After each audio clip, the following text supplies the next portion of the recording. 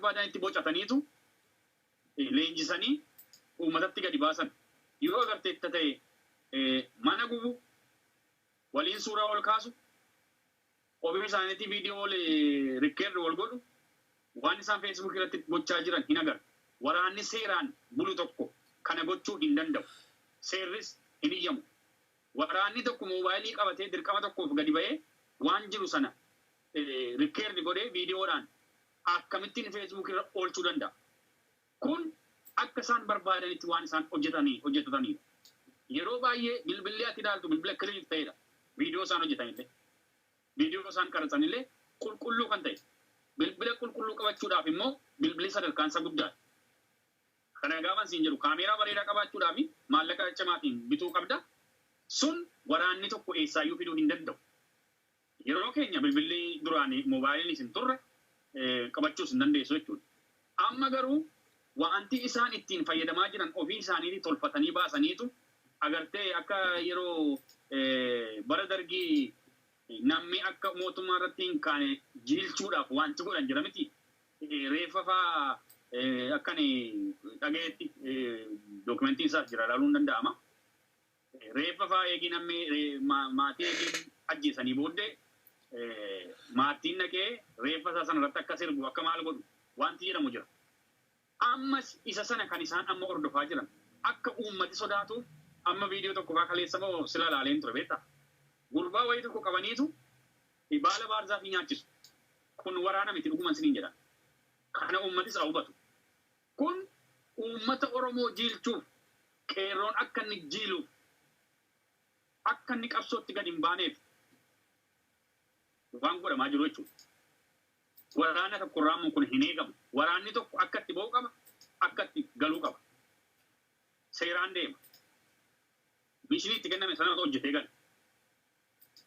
Nama tokko qarratsee viidiyoodhaan rikkeerri godhee gadi baasuuf hin danda'u. Kun uummata jiilchuudhaaf irratti hojjetamaa qaba jira.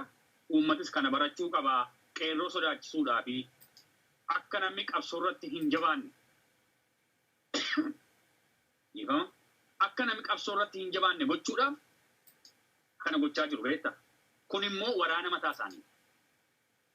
Akka isaanitti uummata gadi dhiitan agarteetta. Akka isaanitti mana gubanii irratti sirban agarteetta. Waraana Oromoo miti. Sabumti kan biraayyuu dhufee kanan godhu. Maal sabi kan biraa naannoon kan biraa gadi ba'ee kunoo nama 200 wal kaafisaa jira. Fakkeenyaaf naannoo Amaaraatiif naannoo Beenishaangul gidduutti kan ta'e kanaan dura akka wannootti fudhachuu dandeenya. Nama amma sana fixanii maaliif viidiyoo qaratanii gadi hin gadhiisin? Maaliif waan akkasiin hojjetin? Indaan keenyaa kun ifaa jechuudha. Diraamaatu hojjetamaa jira. Akkuma kunoo amma namni baay'een kaabineen isaanii intarneetiitti gadi ba'anii uummata afaan walitti naquudhaaf waan hin taane isaanii odeessaa jiranii waraana keessattis hojii akkasiitu jira. Kaan beekumsa sirriitti hin qabu. Akka barbaadanitti ijaaranii akka barbaadanitti hojjetaniitu uummatatti gadi baasanii uummata fixaa jira jechuudha. Kana beektaa wanta amma waraana keessa jiru wanti quba qabus kana namnis argaa jira. Kun waraanarraa hin eegamu, seerris hin iyyamu. Ittuma wanti akkasii ta'ee qajeelchi miseensa sana gadi baase itti gaafatamuu qaba, hidhamuu qaba. Ittuma dhugaa ta'e jechuudha. Kun akka gitii qajeelchi gubbaarraa dhufe akka isaan kana gochaa jiran kan beektu waraanumti qarratsee afaaniin haasaa ofii irratti sirbaa, ofii mana gubaa, viidiyoo paablikii irratti gadhiisu, ergasii booddee gaafataman kun waraana kiyya miti, kun miilitarii kiyya miti, kun kan keenya miti wanti jedhan jira. Kun kijiba. Waraanni akkasiis hin jiru. Agarte ijoolleen beekumsa dhabdeetu waan wantaan hin ijaaramte uummata keenya fixaa jirti jechuun barbaada beektaa. Samuel Galatoon mee gama biraatiin gaafuma kanatti waliin cimsuudha fi poolisiin Oromiyaa kun poolisiin Oromiyaa humni addaa fi ijoolleen sabaan Oromoo ta'anii raayyaa ittisa biyyaa keessa hojjetan kun maalidhaaf yeroo sabni ajjeefamu sabni isaanii ajjeefamu yeroo sabni isaanii dararamu kana maaliif saba isaanii irratti dhukaasu maaliif saba isaanii ajjeesu sabboonummaa qaban immoo dirqamaniiti immoo quuqama sabaa qaban immoo bitamaniiti immoo ittiin dhaga'amu saba keessaa ba'an uummata keessaa ba'anitti deebisanii yeroo dhukaasan dirqamaniiti sitti fakkaata moo sabboonummaan waan jedhamu quuqama sabaa waan jedhamu hin qabani.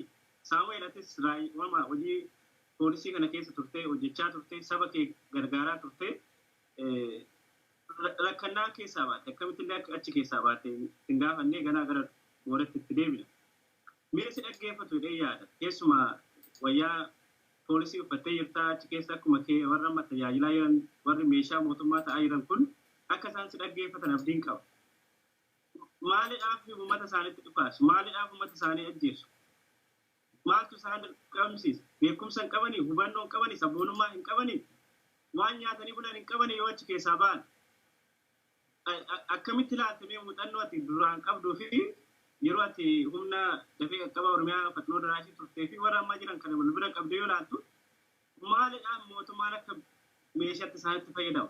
Maal gochuullee qabu? Gara dhumaatti dhaamsan dabarsitaa maal ta'a jabbe akkuma waliigalaatti muuxannoo kana dura ofii kee fi namoota wajjin hojjechaa turte qabduu fi ijoollee amma Oromiyaa keessatti mana balbala namaarra dhaabbatanii nama ajjeesanii namadhaan kana akkamitti argaa jiru? Tole galatoomi. Asirratti wanti namaaf ifa ta'uu qabu. Akkuma siin jedhe guutummaa guutuutti jechuun hin danda'amu. Bifa lama sadiin yoo ilaalle gaariidha. Waraanni tokko kan raayyaa ittisa biyyaa keessas jiran, kan federaala keessas jiran, kan Oromiyaa keessas jiran, of course namarraati kan dhalatan. Sabarraati kan dhufan. Garuu sabummaan kan itti dhaga'amu nama hundumaa miti. Akkuma sila kaasuu yaale mana waraanaa keessa gosa lama sadii jira. Tokkoffaa warri garaadhaaf bitaman jiru. Akkuma kunoo kaabinootaa jechuudha. Waraanuma mataasaa waraana irratti kaasaniitu akka inni keessaa si basaasu godhanii kana gaafa jedhu basaasa ta'e otoo hin ta'in akka inni waliin wal basaasu godhanii yooti nama sabboonaa taate achuma keessatti mataa gassi qossaanii hidhamuun tumamuun jira mana waraanaa. Warri kana godhan jiru. Kana kan godhan yeroo baay'ee aangoo argatu. Aangoodhaan deemu beektaa. Aangoo barbaachatu kana godhu. Warri tokko kan beekumsa hin qabne calluma jedhee gadi ba'ee gaafa hojii ajajamu nama rasaasaan dha'ee ajjeese guddina keessatti guddina jechuun mana waraanaa keessatti guddinni sadarkaa qaba aangoo argachuuf jechuudha. Kan kanaaf hojjetu jira. Akkuma jette waraanni hundumtuu beekumsa hin qabu. Kan beekumsa hin qabne jira. Akkuma uummata siviilii keessa jiru waraana keessas kan calluma dhee akka carraatti seenee sabummaas kan hin qabne namni cal jedhee jira. Namni cal jedhee duwwaan jechuudha.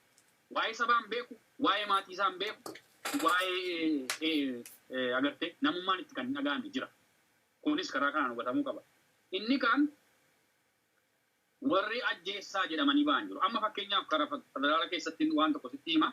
Akkuma neengada kaasuu yaale gaafa naannoo irraa diigamnee federaala dhufnee seennu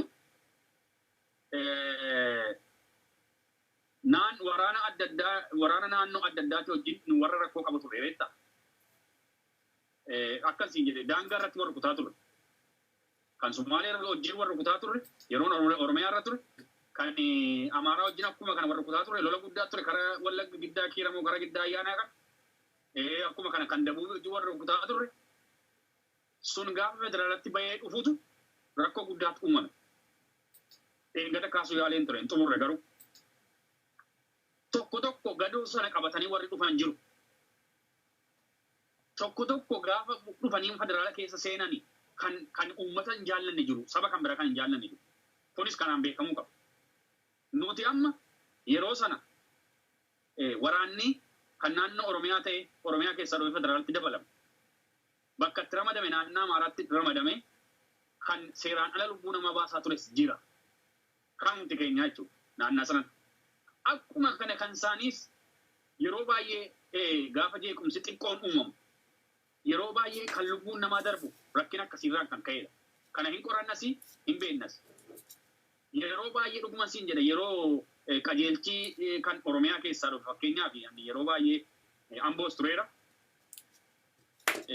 Gaafa nuyi gadi baanu lubbuun namaan darbu jeequmsi numa jiraata. Lubbuun namaan darbu. Kun qajeelcha achi jiru murteessaadha. Yoo ofiisaati kontirool godhee jechuudha. Yoo isaan lubbuu dabarsanis dabarsee kenna. Seera hordofaa jechuudha. Kan kanaan alaa garuu namni akkuma sila siin jedhe naannoo isaarraa gadi bahee dhufee saba kan biraa hin jaallanne gaafa rakkoon tokko uumamu gadi baasee rasaasaan dha'uuf kan jejjebu jira. Kan ammoo kan hordofuu qabu rakkoo dhuunfaafaati beektaa. Rakkoo olii gara kan waraana wannootu hin ta'ini rakkoo dhuunfaa keessaas kan uumamudha. Kan keenyas gochaa ture waan ta'eef rakkoo akkasii baay'eetu uumamaa ture biyyatti. Kan Sumaalees dhufanii akkas gochaa turan.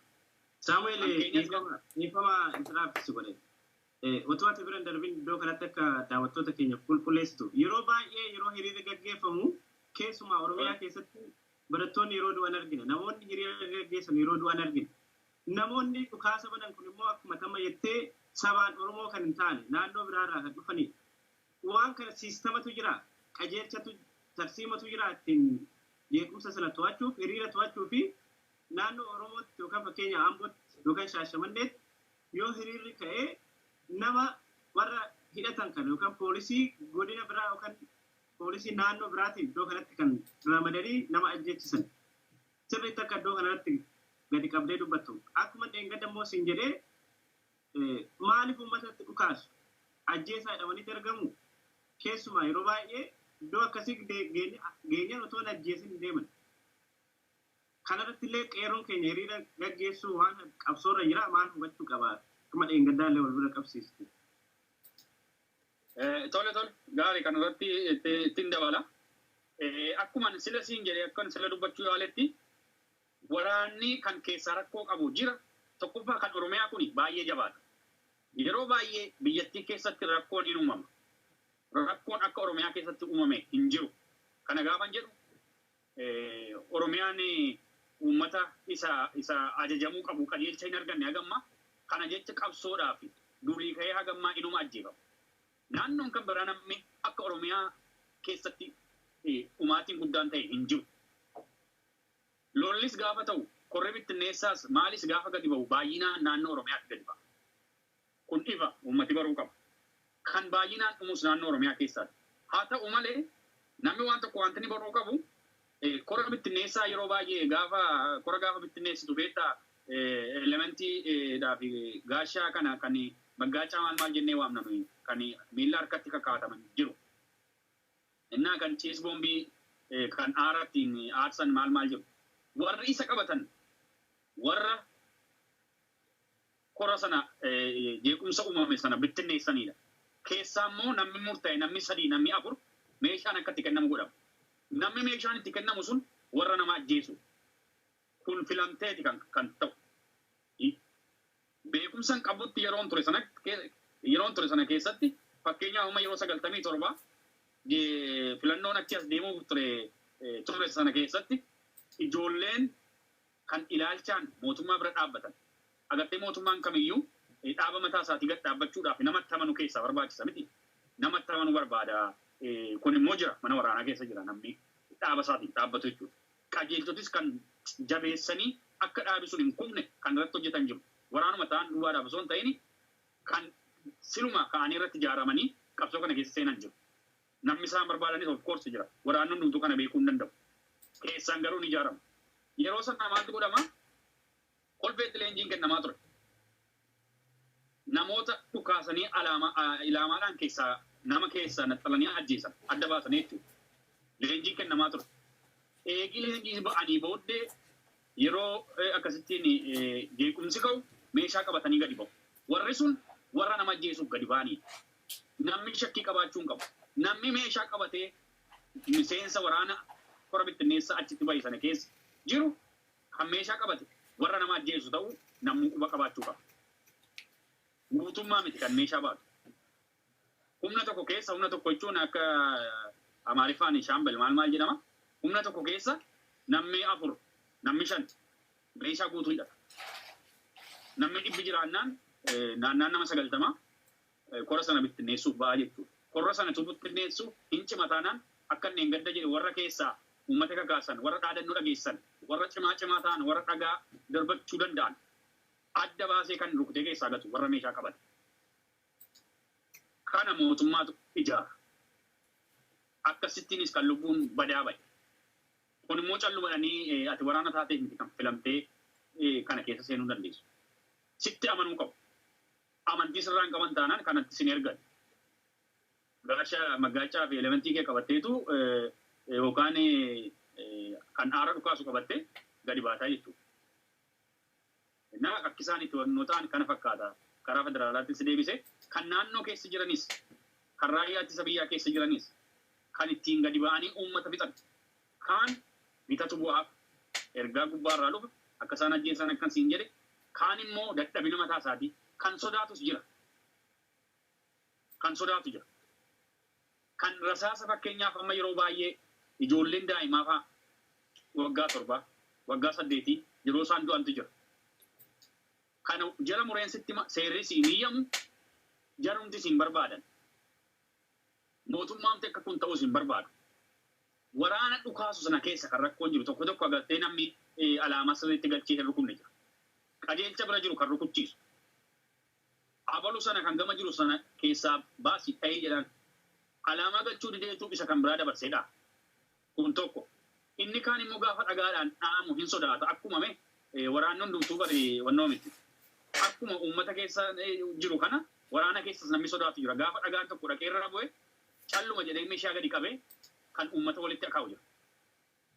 Kan amala addaa qabu jira. Keessattuu amma yeroo ammaa kana kiraateriyaa waraanaa kan guute qabsootti seenaa jiru hin jiru.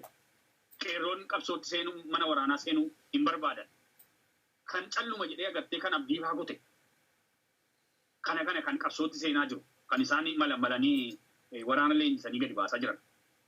Sun immoo gadi ba'ee uummata bu'aa buusaan jiru. Uummata fixuudhaan alatti wanti inni booddeetti jedhu jiru akka isaan itti tolfatanidha kun jechuu barbaade.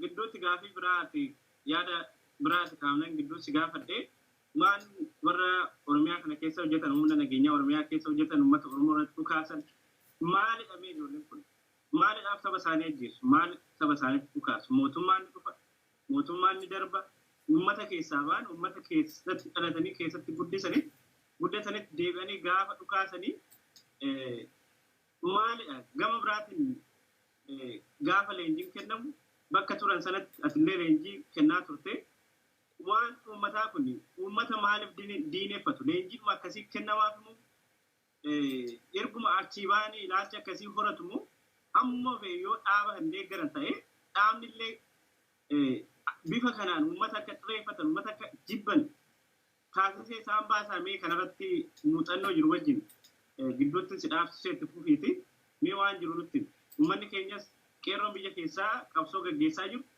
akkasumas hidhattoon tarii kan quuqama sabaallee qaban kan hin qabnes gaafiif deebii kanallee kan dhaggeeffatan sirraa haa barataniiti mee itti himi keessumaa warra raayyaa ittisa biyyaa sabaan Oromoo ta'anii achi jiran liyyuu haayilee yookaan humna addaa poolisii Oromiyaa jedhanii uummata keenya ajjeesaa dhukaasaa hidhaa dararaa toorchar gochaa jiran akkasumas poolisii Oromiyaa humna walumaa galatti tika warra basaasa Oromiyaa keessa deemanii ilmaan Oromoo guuraa jiran kan mee itti himi yoo si dhagaan yoo sirraa dhagaan muuxannoo qabdu wajjin atis kaleessa akkuma isaanii ture akkuma isaanii meeshaa qabattee ture akkuma isaanii uummata tajaajilaa turte uummata keetti dhukaafne hagalamma ammaa sirraa dhagee akka uummata kee faana dhaabbachaa turte mee itti himi si haa dhagaani warra uummata keenya saba keenya ajjeesaa girbisaa jiran kana Saamu'eel. Tole galatoomii agartee akkuma sila jettuu yaale warri gaafa nama ajjeesan yeroo namni magaala tokko keessaa namni 8 namni 10 namni 20 du'u kuni ajajuma gubbaaraa bu'eedha. Kanaan dura yeroon beeku waraanni yeroo uummatatti gadi ba'e kana gaafa jedhu qulqulluudha jechuu koo miti. Gaafa uummatatti gadi ba'e rasaasaan akka rukunne hin dhowwama. Eeggata kaasuu yaaleera nama meeshaa qabu yoo jiraate meeshaa sana nama meeshaa qabatee jiru yoo jiraate akkatti meeshaadhaan dhowwatu hin eeyyamama. Jeequmsa keessatti jechuudha. Yeroo baay'ee Oromiyaa keessatti magaalaa keessatti kan jeequmsi ka'u barattooti yookaan dargaggoon qeerroon qarreen harka duwwaa yookaan dhagaadhaan akka beekutti kan seerri jedhu waan dhagaa kanarraa si dhowwuu danda'u hundumaa Afrikaa qabda waan ta'e ati jirarra cimaadha leenjiis qabda waan ta'eef ammasis waan ittiin ofirraa dhorkitu aara kana dhukaasuu dandeessa waan diigu waan ta'eef kanatti fayyadamaa jedha. Seera isaati kan kana jedhu. yoo nama dheengadda kan jedhe yoo namni seeraan ala lubbuun darbe yoo naannoon sun gaafate kaabineen naannoo tokko tokko beektaa warri godina bulchan ciccimoodha. Gaafa akkasitti namni lubbuun darbu hin gadhiisan hin gaafatu. Yeroo sana mootummaan yookaan qajeelcha jiru dabarsee kenna. Yeroo baay'ee immoo kaabinoota kan waraanas barbaadee gadi waamee qeerroo fichisiisu. Namnis baruu kan qabu kaabinee gandaadha. Ofii isaaniitii kontirool gochuu hin barbaadan waan ta'eef ofii nyaatanii buluu barbaadu waan ta'eef waraana kan ajajee waamu isaan gaafa waraanni dhumus kan caljechiisu isaan beektaa yeroo hundumaa. Waraanni kun gaafa gadi ba'ee ijoollee fixu qajeelchii gubbaa jiru maaliif kun ta'e jedhee dhaabuu hin danda'a harka isaa jiras. Hin callisa taanaan mootummaan already ajaja dabarsee jira. Kanaaf yeroo baay'ee magaalaa tokko keessatti namni 7, namni 8, namni 9, namni 10 wayi bakka takkatti akkasittiin ajjeefamee ijoolleen waggaa 5, waggaa 4, waggaa 7 bakka tokkotti wannoo ta'uun mootummaan fedhii sana qaba. Mootummaa akkana gochiisaa jira beektaa. Lammaffaa leenjii irratti kan isaan fudhatan leenjii fudhachuu duwwaa miti. Ati sabboonummaa qabda taanaan dhuguma uummataaf dhaabbatta taanaan leenjiin kan sitti himame agartee marfeedhaan miti kan sitti seenu afaaniin dubbatanii sitti himu uummata bira nan dhaabadha jennaan dhaabachuu danda'u. Yoo bilchina qabaatte karaa keetiin fayyadamtee karaa gaariidhaan fayyadamtee uummata kee bira dhaabbachuu karaa keessaatiin waan nuyi gochaa ture sana dabarsanii uummata sana bira nama sana bira ergaan akka ga'u godhanii akka inni bakka sanaa miliqu gochuun hinuma danda'u. Baay'inni isaanii warra meeshaa harkaan qabatee hin beekne. Meeshaa achi mana leenjii keessatti leenji'aniitu gaafa gadi ba'an meeshaan itti kennama. Gaafa dhagaan tokko jabeessee rukutu uummatatti gadi baasanii meeshaa galagalchu. Meeshaa galagalchee mataa isaa rukutu jechuudha. Sun sirrii miti. Kana kan hordofuu qabu qajeelcha. Ituu kun yeroo ammaa kana mootummaa keessatti rakkoo ta'uun beekame sila waraanni kun hin hidhamu turan. Akka mootummaan uummata nama ijoollee lubbuu dabarse kana hidhellee yoo miidiyaatti dubbachuudhaan dhabaate gaafa lammataa irratti waraanni ni lammata gadi ba'ee tasgabbeessuuf gadi ba'u kuni ijoollee hin ajjeesu. Kana irratti baruun hin danda'amu. Maaliif seetee jalqaba irratti tarkaanfiin fudhatamaa taanaan waraanni gaafa lammataa gadi ba'u hin sodaatu. Akkasittiin ture kanaan dura gaafa nuyi turre rakkoon akkasiin uummataan akkasiin jedhe godinni gaafata uummatiin gaafata taanaan dabarsamee kennama. Yeroo inni tokko dabarfamee kennamee hidhamu inni kaan hin sodaata. Meeshaa uummatatti nu kaasu. Garuu gaafa uummata ajjeestu qajeelchi kee harka akkasii rukuta taanaan har'a nama 8 ajjeeste borimmoo nama 18 ta'a jechuudha. Kan amma deemaa jirus kana. Lammaffaa waraanni tokko mana leenjii keessatti gaafa leenjuu wanti itti himamu waan badaa yoo ta'e amma fakkeenyaaf an gaafa leenjee diinni adda bilisummaa Oromoo akka ta'e akkasitti leenjina. Sun dhugaadha moo dhugaa miti adda baafachuudhaaf sammuu mataa keetii barbaada. Hundumtuu sammuu akkasii hin qabu. Lammaffaa immoo naannaatti keessaa dhuftes murteessaadha. Haala uummataa beekuu qabdu. Uummata keessa jiraattee beekuu qabdu. Agartee kana hin beeku taanaani baay'ee rakkisaadha. Warri amma leenji'aa jiran kunis akka namni piippii duukaa hin hiriirre diina ta'e akka qeerroon hundumtuu nama ajjeesuuf ka'etti yoo waraana qabatan akka isaan ajjeesan baay'inni isaanii 5 akka ta'e kaan abbaa 7 akka ta'e yoo tarkaanfii fudhachuu dhabaatte hin badda jedhamee itti himameetu leenji'ee baa ganaa gaafa dhagaan tokko irra bu'u meeshaa qabatee jira meeshaa gadi qabee qarree fi qeerroo fichisiisaa jechuudha. Waan akkasiitu uumamaa jira beektaa. An waggaa baay'ee qabsoo kana keessa tureera. Hojjedheera. Haalan ittiin hojjechaa ture. Namni na beekan. Namoota baay'ina 1000 lakkaa'aman ragaa waammachuu nan danda'a. Baay'inni uummata biyya jira. Warri interviyuu kana irratti na argee naa bilbile jiru. Lubbuun jirtaa kan naan jedhe jiru. Kan sagalee naa ergan jiru waan hojjechaa ture. Sun yeroo sana irratti yeroo uummata duukaa dhaabattu maybe ofirratti tarkaanfii fudhachuu qabda beektaa dabarsitee of kennuu qabda. Du'aaf jireenya waan ta'eef. Garuu yeroo sana waan gaarii hojjettee gaafa keessaa baatee amma ilaalu. Gaafa lubbuu namaa hambistee namarra si galateeffatu silaa lubbuu namaa kan hambisu waaqa miti. Yeroo kana itti gammadda. uummata kee fixuun jiraatu. Kana gochuudhaaf waraanni hundumtuu qophii ta'uu qaba. An baay'inaan kan hin beeku jira waraanni keessa kan ijaaramanis jiru. Uummati waanti beekuu qabu federaala keessas ta'e naannoo Oromiyaa keessas kan ta'e kan kunoo VIP biras eegumsaan jiran namaaf akka adda ta'uu fi wal ijaaranii keessa jiru. Tarkaanfii fudhachuun waan bu'aa hin qabu. Kanaaf callifame. Namni beekuu kan qabu jechuudha. Waraana keessaa qaba. Sirriitti quba qaba. Har'a waraanni tokko lafaa ka'ee nama 3 ajjeese ofiisaatti ba'uunsaa maybe percentii 5-6 hin ta'u.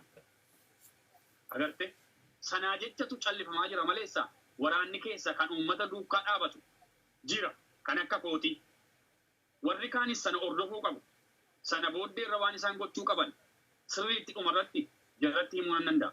Garuu kan amma ta'uu qabu kan uummatis baruu qabu waraanni naannoo Oromiyaas kan dippiloomota eeganis kan federaala keessa jiranis faxinoo keessa kan jiranis kan wal gurmeessanii jiran jiru. Karaa keessaatiin karaa beekamuun akka isaan sanatti dabalamanii wanta irratti hojjetamu jira. Hin hojjenna kana nam uummatu baruu qaba. Agarte eegii dubbachuun koo hin oolle uummatis kana haa dhaga'u. Kana gaafan jedhu hundumaa miti. Ijoolleen jiru keessa. Waraanni sirriitti quba qaba waan amma deemaa jiru. Lubbuun waraana baay'ee darbaa jira. Guyyaa gaafa Hacaaluun du'e ka'ee waraanni meeqa akka wareegame warri kana hordofan qajeelchota warri taatan hin beektu. Maaliif akka isaan lubbuu wal dabarsan kaampii keessatti Finfinneetti tuutii garjii jirtu namni 2 akkamittiin lubbuun darbee akkamitti meeshaa walitti naannefatanii qajeelchoti quba qabu.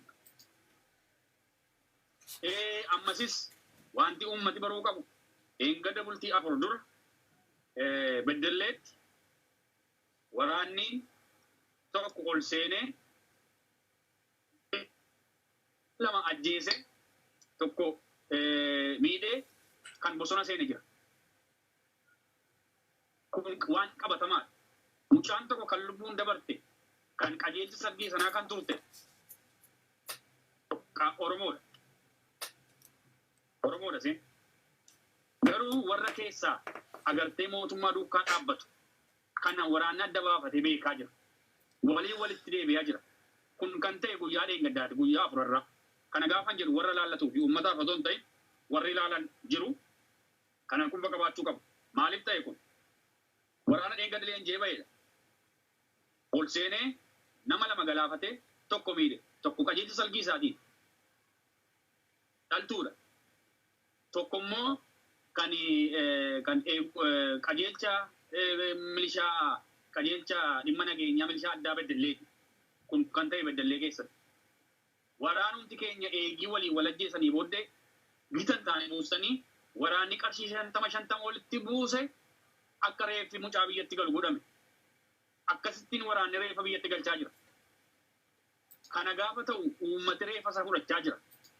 Isa kaan immoo utuu biyyatti hin galin achumaan awwaalaa jiru. Kana gochaa jirtu. Kun amma yoomittuu ta'uu hin danda'amu. Booddee waraanni walitti galagalee rakkoo guddaa uumataanaani isinis lubbuun hin haftan. Kana uummata waraanni achi jiru uummata jibbee miti. Waan baay'ee dubbachuu nan danda'a. Waan amma ta'aa jiru. Qabatamaadhaan miidiyaarra hin jiru. Infoormeeshinii isaan qaba.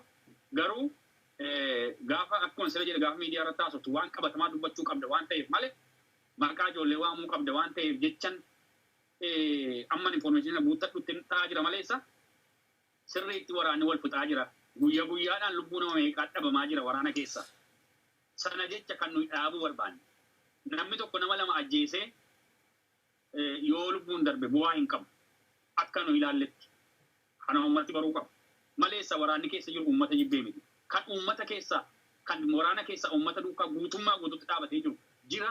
Kana uummati baruu qaba. Lammaffaan torban darbe keessa humni dafee qaqqabaa kan federaalaa keessa ijoolleen 2 kan qaxanaa kolfeerra jiran meeshaa guutuudhaan badaniiru.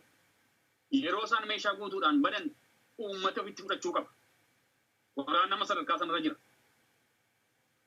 Meeshaa guutuudhaan badaniiru uummata ofitti fudhatee kunuunsa gochuufi qaba. At least meeshaa isaan irraa fuudhee kaa'ee tossuu qaba mana keessa.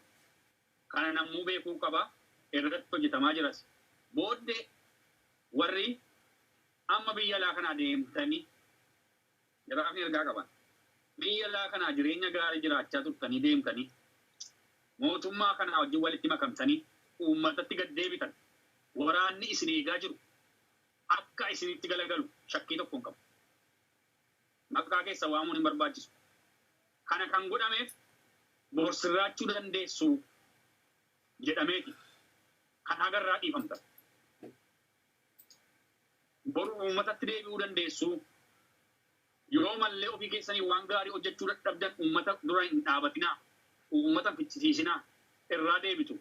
Agartee kuma lakkaa yal tokko kutii waan ta'eefi lubbuu namaa dabarsuun salphaa miti. Namni tokko du'uun salphaa miti.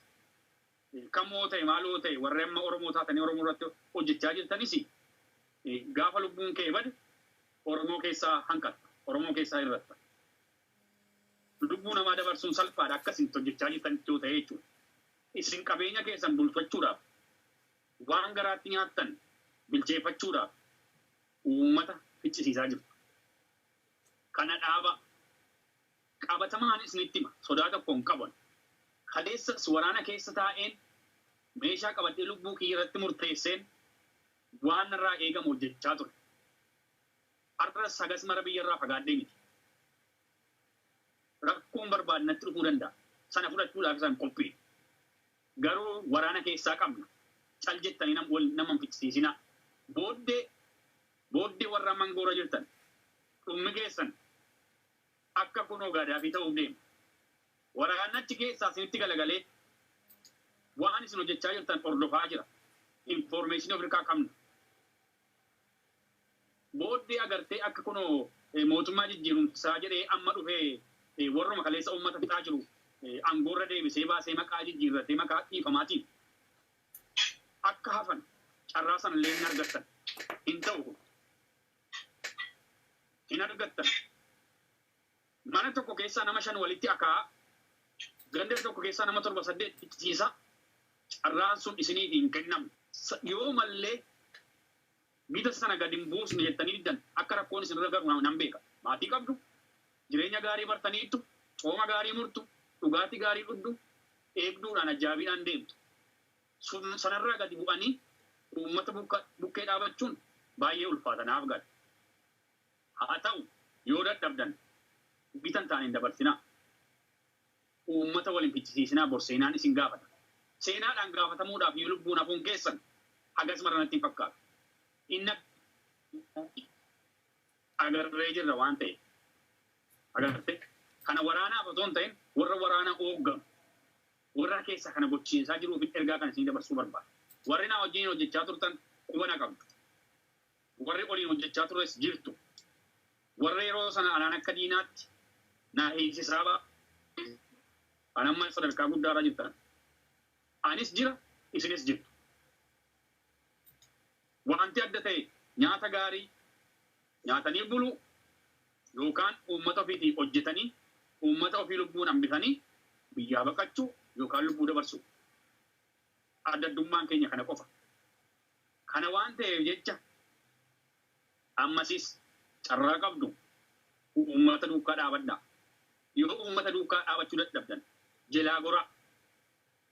Akkuma kaleessa keessaan waan hundumaa hojjechaa turre. Akkuma gaafa abalu haqabamu abalu heedhamu gaafa jedhamu akkuma nu dursinee ergaa kenninee fi nama sana bakka jiraa turre. Akka nuyi of jalatti kunuunsaa turre. Akka nuyi bakka irraa lubbuu baasaa turre ammas gochuun hin danda'amu. Kana gochuun dandeessu. Kun hin ta'u taanaan waraanni isin keessa jiru sodaachisuudhaan miti.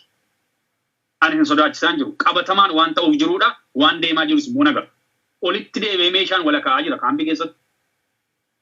Kun waan isin biran geenye fakkaata. Kana baruun isin irra jiraata. Kan jedhuun qaba. Bal'inaan yeroo hundumaa yookaan yeroo ittaanu yookaan yeroo kan biraa ergaa cimaa qabatamaadhaan jiru. Kennuuf hin danda'a. Dabarsuuf hin danda'a. Maqaa waamuunis hin danda'ama. Garuu uummata keessa jirtu waan ta'eef uummata biratti illee agartee kabaja argachuu qabdu. Waan balleessitan kaleessa balleessitan dhiifama gaafachuun hin danda'ama. Uummata Oromoo gadaa bal'ata. garaa bal'ata. Kanas kan rakkoo fidaa jiru. Kaleessa kaabinee biyya fichisiisaa ba'an. Kaabineedha kan waraana waamee uummata fichisiisaa ba'e. Kaabineedha kan waraana gaditti waamee basaasisaa ba'e. Basaasi kophaasaa bu'aa hin qabu. Kana gaafa jiru namnatti meetuun ta'in ofii waan hin beekuuf. Bulchootiin godina kaan ari'amtanii hojiin ala jirtu amma warri yeroo sana magaala keessaa ijoollee fichisiisaa turtan. Lubbuun keessan hun dheeran sadarkaarra jirtan beektu. Warri immoo yeroo sana uummata fichisiistanii amma sadarkaa kana geessan jirtu. Dhiiga namaatiin barcumarra teessee jirtu. Irra turuun hin ulfaata. Dhiigi dhiigaan deebi'a waan ta'eef. Jaraafuu hin taane warra kanaan duraatiifuu hin taane. TPLFifuu hin taane. Kan inni asirratti walitti qabee waraanaa fi waan tokko itti himuu barbaadu maaltu jira seete federaala keessa waliigallii kan naannoo Tigraay ta'an baay'inni isaanii gadhiisanii galan. Gaafa TPLF biyya isaatti galu naannootti gad deebi'u xaqilaalla waraanni akka jiru baay'inaan jechuun danda'ama. Kan sadarkaa gubbaarra jirus leengaddoon dhiyootti yoo hafe gubaa'ee paarlaamaan illee agarree jiru. Waraana keessa kan jiru immoo kan kana caaluudha. Galeera waraanni biyya isaatti uummata isaa bira dhaabbachuudhaaf akka mootummaan kun hin taane ilaalee biyya isaatti gale. Dhiisanii galaniiru. Akka galaniin waraanatti dabalamanii biyya isaanii irra taa'aa jiru jechuudha. Hankeenya wanti nuyi booddeetti harkifanneef warra sabboota keessa jiran galanii bakka dhaqan hin qaban. Ituu mootummaan ofii isaatiin dhaabatee oromummaan irraa urgaa'ee jiraate waraana baay'ee qabna kan gadhiisanii naannootti galan. Naannoo isaaniitti kan galan. Hankeenya isatti galche. Kanaafuu keessa lama sadii bubbulaa waan jiru achuma ta'aatii ilaalaa jechaa jiru. Waraana obsisiisaa jiru. Agartee kun namarratti kakaasuudhaaf miti. Nama tokko namarratti kaasuuf miti. Waanuma qabatamaadhaan jiruun isinitti himaa jira. Waraana du'oo ofii keessanii geggeessaa jiru waan ta'eef. Eenyu sanyiin kam sanyii kamiin akka ajjeesaa jiru. Naannoo kamtu naannoo kamiin akka ajjeesaa jiru quba qabdu waan ta'eef.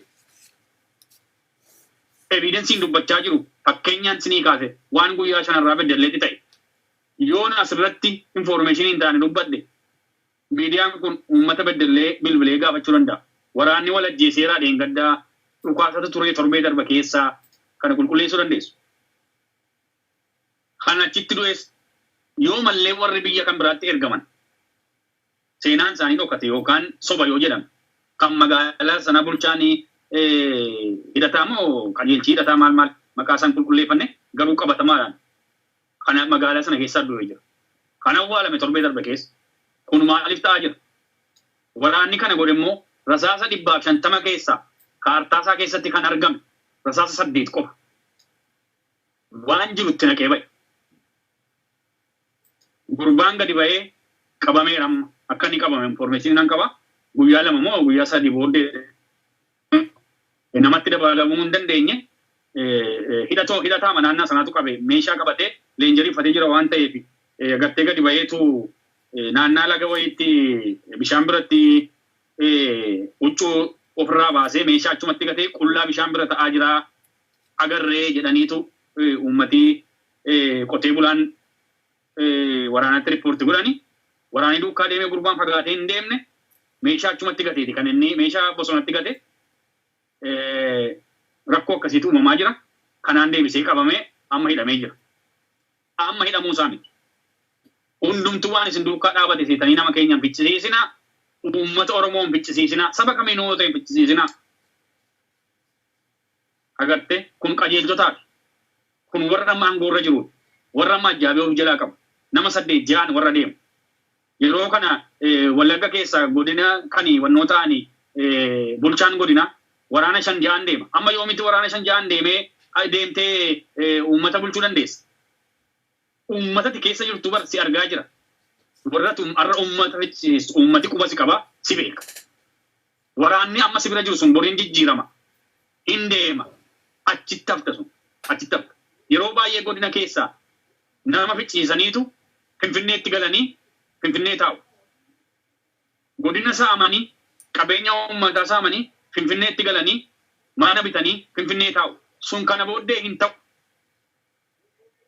Hin ta'u kana booddee uummata keessa jirtutu si nyaata waan ta'eef sanaaf illee carraan qabdan warri kanaan duraa agartee waan godhaniitu amma finfinnee jirtu hin beekna hundumaa kana namni beekuu qaba qubaan lakkoofneetu maqaa ofirkaa qabna waan ta'eef uummatatti gadi baasa warri callumattanii dhaxxanii uummata keessaa immoo waraanaatti ergaan ta'anii dabarsitan uummata keessa miisisuudhaaf qeerroo qarree ganda keessa jiran miisisuudhaaf gaafa isin dhaxxanii infoormeeshinii waraanatti kennitan waraanni eenyu akka taatan dabarsee nuuf kennaa jira dhokattanii naftan isinis kana beekaa jala mureen isinitti mammas gaafa dhaxxanii waraana keenyatti infoormeeshinii abaluu rakkisaadha abaluu qeerroodha abaluu shaneedha jettanii maqaa waraanatti dhuftanii kennitan ani waraana kan akka kootitu waraana keessa jira waan ta'eef yeroo sanaaf maqaa isin harkaa fuuchuunsaa dirqama garuu borii kee eegi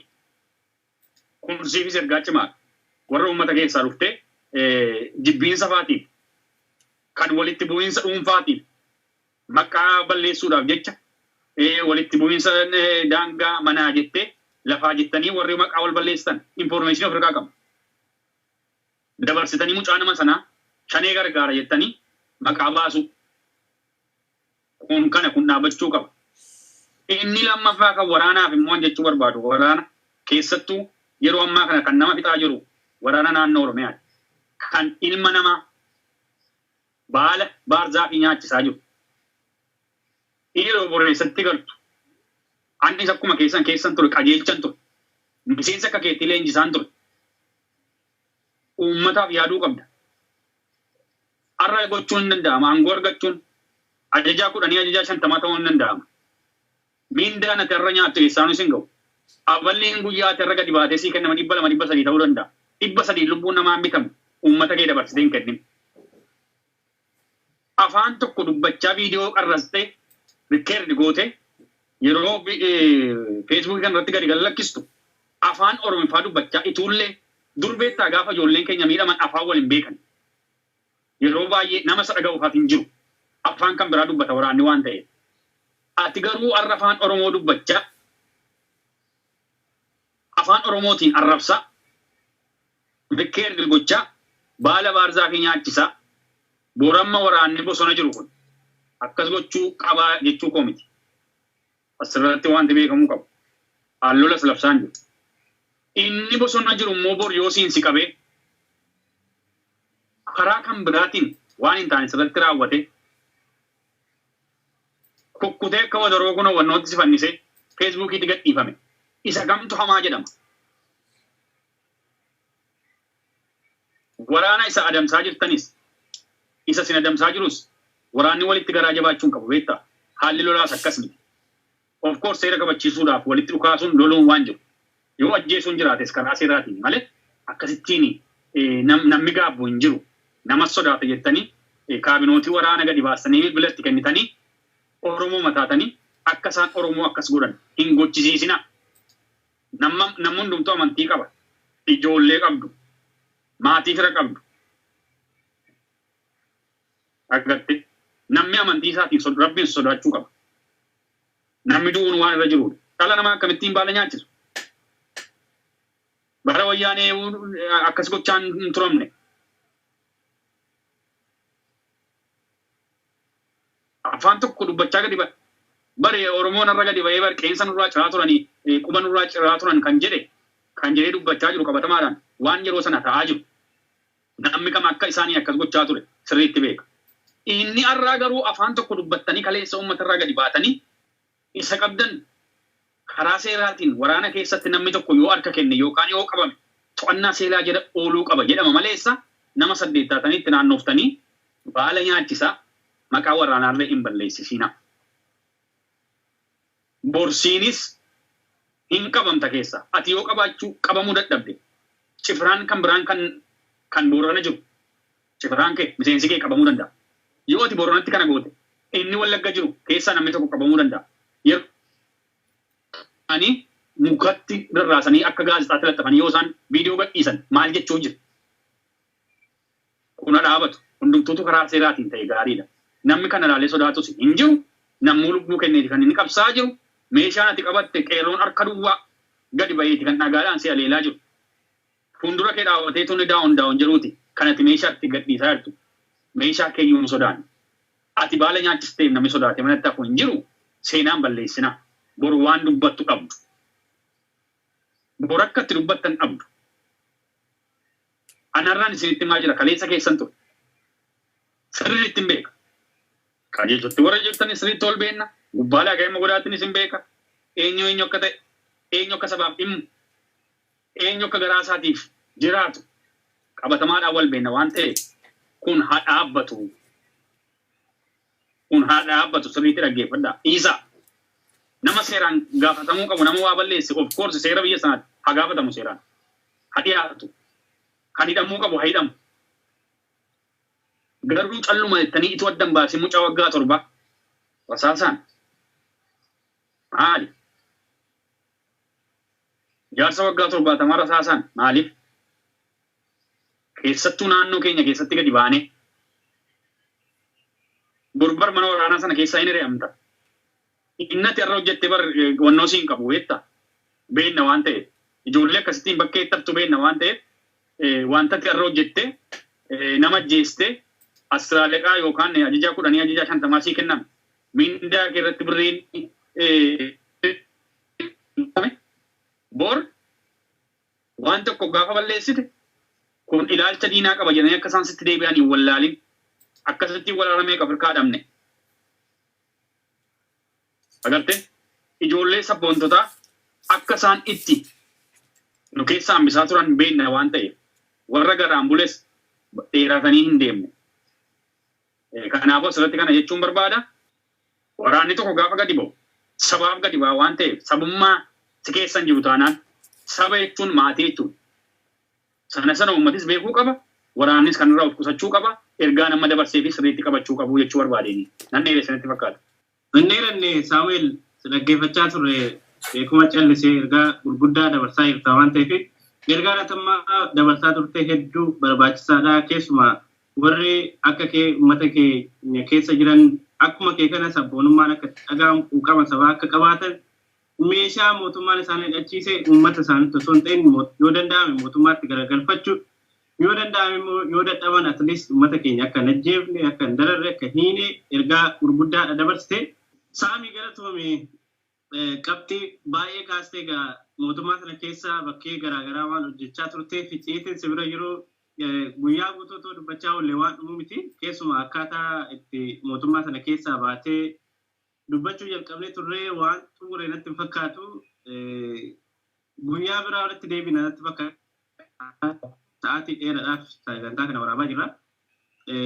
Walumaa galatti daqiiqaa 1-2 sii kennaa ergaa dabarfachuu barbaadu uummata Oromootiif qeerroof qarreef walumaa galatti hidhamuu Jawaar dhufamuu OMN ajjeefamuu Hacaaluu waan baay'ee irraa kaafnee haasofne irraa daqiiqaa 1-2 keessatti akka guduunfinuu fi carraa sii kennaa. Yeroo biraa immoo ammas sagantaa biraatiin kan walitti deebinu ta'a. Akkuma sila jedhee icciitii mootummaa karaa tokkoon harkaa qabda. Gama biraatiin akkan sirraa dhageetti illee bakki ati jirtu kun bakka baay'ee seefii miti. Gargaarsa uummata Oromoo irraallee akka barbaaddu dhagee jira. Sanarratti illee yoo ergaa dabarfachuu barbaaddes carraa sii kenna. Tole galatoomi asirratti agartee wanti namni kan inni beekuu qabu wanti jechuu barbaadu anarratti bakka nama jiru bakka akkasiin jira jedhee dubbachuu hin barbaadu garuu mara biyya fagaatee jiru miti kan hin jiru namni akka beeku hin barbaadu namni garuu namni baruu barbaade namni information irraa barbaade kana gaafa jedhu nama rakkisuu miti agartee kaleessas qabsoo keessa ture arras qabsoo irra jira wanti uummata Oromoo irraa eegu waan himuu qabu himee yoo manasittillee waan fedhe ta'e sodaa sanallee hin qaban sanaaf qophii itti amanee itti seene itti amanee miidiyaa kanarra bahe waan hin ta'eef sana sodaa hin qabu garuu akka Oromootti namni afaanis baasee gargaarsa hin jedhu garuu namni natti dubbatu yoo jiraate karaa keessaatiin feesbuukii kiyyaas qaba feesbuukii kiyya yoo himuun barbaachise maqaan feesbuukii kiyyaa Saamii Siifanii piroofaayiliinsaa Picture Hacaaluu Hundeessaati. Sanaan namni aarna godhee saraa sanas na argachuu hin danda'a. Karaa keetiinis bilbilli koos waan duusi bira jira waan ta'eef karaa keetiin na argachuu danda'u namni informationii barbaadus yoo jiraate waan hin beeku. Jechuun waan asirraa dhaga'anii dhaggeeffatan namni gaaffii itti uume dhuunfaan na gaafachuu barbaadu yoo jiraatan rakkoo tokko hin qaban waan hin beeku himuudhaaf beekumsan beeku uummatatti gadi geessuudhaaf rakkoo tokko yoo hin qabu namuu sa'aatii fedhetti bilbileena argachuu danda'a naquunnamuu danda'a. Kana asirratti kana jechuu barbaada karaa keetiinis naquunnamuu danda'u ergaan qabu baay'inaan uummata inni biyya keessaa qabsootti beeka itti jira. Karaa keessaatiinis karaa waraanaatiinis akkuma sila siniin jedhe itti jirama waan ta'eef uummata biyya alaa jiruuf ergaa tokko qaban. Xinnoo see agarte